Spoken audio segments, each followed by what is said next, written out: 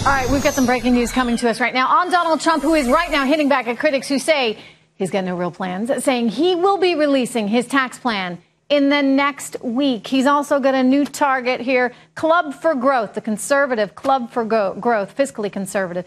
He sent them a letter, a cease and desist letter on their attack ads, calling their ads false and defamatory. I want to bring back Richard Goodstein and Republican strategist Mercedes Schlapp. First of all, I think we have these ads that we can share with you, or at least an excerpt from them. Effectively, the Club for Growth is saying that, Donald Trump is playing us all for chumps here because he's not really a conservative, and when it comes to economic principles, he's not gonna play by those conservative rules. It was, quote, Trump wants us to think that he's Mr. Tell It Like It Is, but he has a record, and it's very liberal. He really is just playing us for chumps. Okay, Mercedes, he's now saying cease and desist. I mean, this is a whole other kind of politics.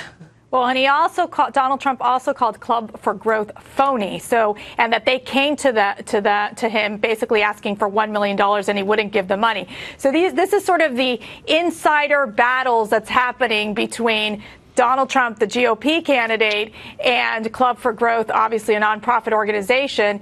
And, again, it's a valid argument for Club for Growth to make, but they are hitting him hard on his tax plan, and we'll see what he delivers next week. Let's face it, we don't even have the tax plan yet, Rich. Why should we just assume that it's going to be more liberal than conservative?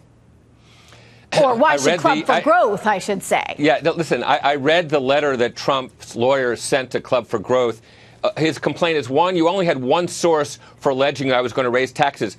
This network has tape of Trump back in around 2000 or 1999 saying that a one-time tax on the wealthy would clear the budget deficit. So this is not just a single source. And we also have Trump on tape, like within the past day or two, saying he wants to stick it to hedge fund guys. So somehow the fact that he's balking at being called on the fact that he's going to raise taxes is demonstrably Let me jump in untrue. on this hedge fund thing, because this kind of drives me nuts. He's basically talking about the PE guys out there that are paying themselves via their investments. So instead of saying, okay, I'm going to pay myself a salary, and then I'm going to have these investments on top of it. Their salary, they're treating sort of like income. They're not paying themselves any income. They're paying themselves a few bucks, and then the rest is all in bonus, and it's all investment income. And investments, let's face it, they are taxed differently at 20% versus 40%. So that's that whole issue. And I know that, Warren Buffett and the likes like to get in on this, but the truth is Warren Buffett should pay himself as he really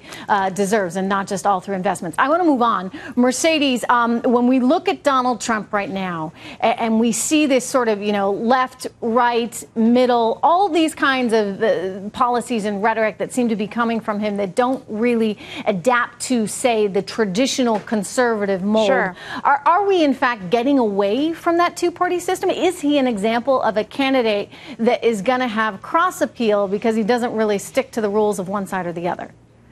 Well, I think the cross appeal is he does get a part of those independents that are looking for that fresh-minded, fresh approach individual that's running. It's interesting because on Hugh Hewitt yesterday on the radio show, he spoke about infrastructure, and he talked about how expensive it is for government to pay for infrastructure and build buildings, build bridges, for example, and how he would come in, Donald Trump, and he actually made sense on this, he would come in and make that cost lower. So it was interesting how he had a business take on how to solve government bureaucracy, government problems in association with infrastructure. I found that to be a fascinating take. Mercedes, hey, that wall, that's some serious stimulus money, right?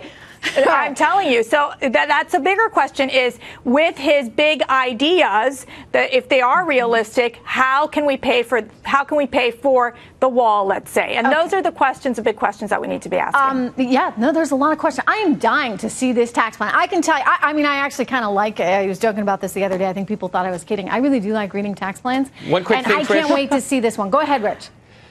I love it when legitimate Republican spokespeople like Mercedes and others who weeks ago shuddered at the notion that Trump might be taken seriously now actually kind of feels compelled to say good things because he might be the nominee. I think there's zero chance of that. But the fact that people who know Republican politics are actually kind of deigning to say respectable things about him. Richard, as we know, with Hillary Clinton, there's strengths and weaknesses with each candidate. You know, and in Mercedes' defense, I think she's been very fair all along I the agree. way. That's the whole Thank point. you, She has been fair, but Trump doesn't deserve fairness. I associate with myself with Paul Krugman. He's an ignorant blowhard, and I guarantee you 2 months from now, we will be speaking about him much differently than we are today. Okay, Scott Walker's out. What the heck happened there? Mercedes, I mean, he was going to be one of the guys. He was definitely a top contender. Now suddenly nowhere. Let me tell you, that was the shock of the day yesterday. And I have to tell you, because Scott Walker was the original outsider. Everybody talks about these outsiders now. And that's where Trump and Carson and Fiorina have taken up that space. And so Governor Walker really had nowhere to go.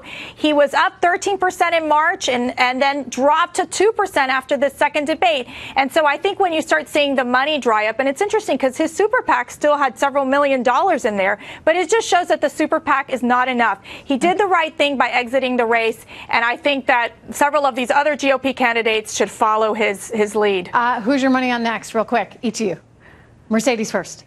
I think, I'd be interesting to see if Senator Rand Paul exits. He needs to make a decision on his Senate race, so he'll be interesting to watch. And Rich? My money to win it all now, and I think I get good odds.